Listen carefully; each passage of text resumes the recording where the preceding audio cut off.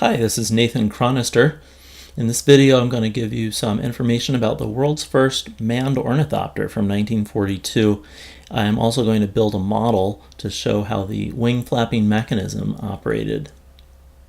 Adalbert Schmid was an aircraft designer during World War II. In addition to conventional airplanes, he was also interested in flapping wing flight, and in 1942 he built the world's first really successful manned ornithopter.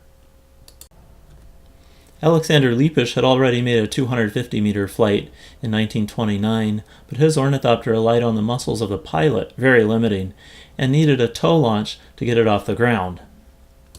Obviously, the tow launch contributes a lot of the energy for the flight, and that makes it very difficult to determine if the ornithopter can really fly on its own. Lippisch went on to start a research group that developed a great variety of engine-powered unmanned ornithopters. They used the relatively small flapping wings because it didn't need as much gear reduction, and that made the ornithopter much easier to build.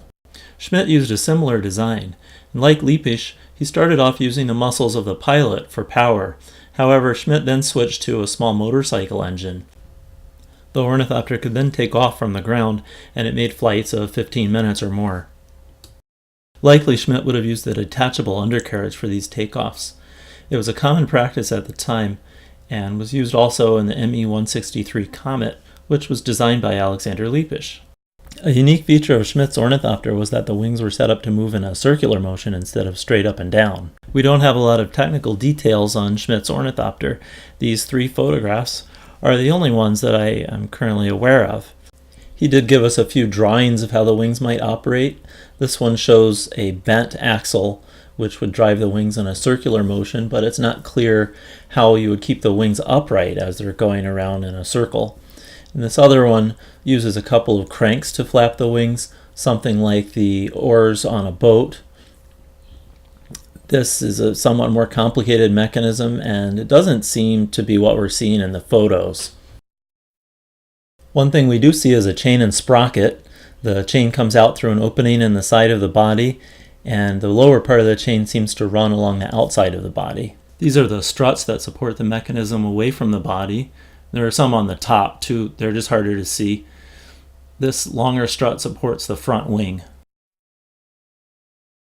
After studying this for a long time, I realized that what we're looking at here is a gimbal mechanism. You can see the ring and the axle. This is what keeps the wing upright as it's going around in a circle. And this is where the wing attaches to the gimbal mechanism. So you have the drive sprocket, the supporting structure, and the gimbal mechanism. When we hide the gimbal mechanism, you can see the bent rod inside that drives it around in a circle. This is a model I built to demonstrate the mechanism. There's a small motor. You don't need a lot of gear reduction here. Then you have the gimbal mechanism at the other end.